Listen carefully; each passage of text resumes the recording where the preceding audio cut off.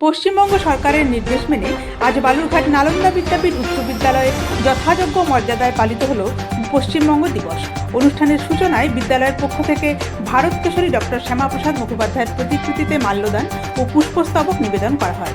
উল্লেখ্য, ডক্টর শ্যামাপ্রসাদ মুখোপাধ্যায় কলকাতা বিশ্ববিদ্যালয়ের উপাচার্য থাকাকালীন 1937 সালে তাঁর আমন্ত্রণে বিশ্বকবি রবীন্দ্রনাথ ঠাকুর সমাবর্তন উৎসবে যোগ দেন। সেখানে চলো যায় গানটি গীত হয়েছিল।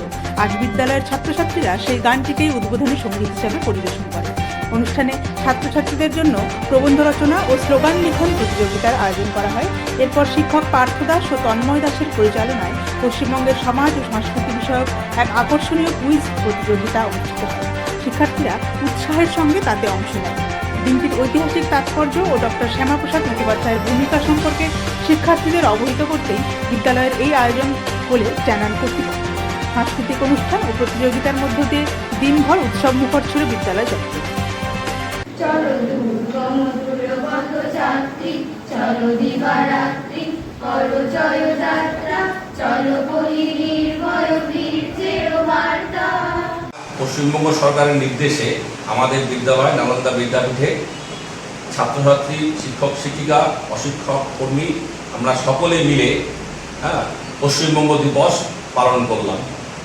1947 সালের 20 জুন বাংলার বিধানসভায়, যেটি বেঙ্গল প্রেসিডেন্সি, সেখানে একটি ঐতিহাসিক সভা হয় যে এগুলো হিন্দু সংখ্যাগরিষ্ঠ অঞ্চল, সেটি অখণ্ড বাংলায় যোগ দেবে না তারা একটি আলাদা বাংলা প্রদেশ তৈরি করবে সেই বিষয়ে। সেইখানে এই পশ্চিমবঙ্গে বেঙ্গল প্রেসিডেন্সি যারা বিধায়ক ছিলেন তারা 58 এবং 21 ভোটে পশ্চিমবঙ্গ রাজ্য গঠনের জন্য সিদ্ধান্ত নিয়েছিলেন।